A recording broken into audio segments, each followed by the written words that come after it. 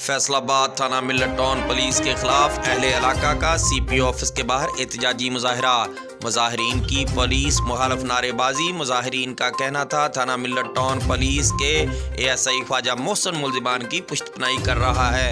Police ने रिश्वत लेकर बासर मुल्जिमान को छोड़ दिया। मुजाहिरीन का कहना था कि मुल्जिमान मुतअद्दिद वारदातों में मुलव्वस हैं और अरशद कदीर ASI के खिलाफ भी नारेबाजी की गई। SSP ऑपरेशन की यकीन दहानी पर मुजाहरा ख़त्म किया गया और SSP ऑपरेशन ने फौरी नोटिस लेते हुए अरशद कदीर के तबादले का हुक्म जारी कर दिया। मुर्दाबाद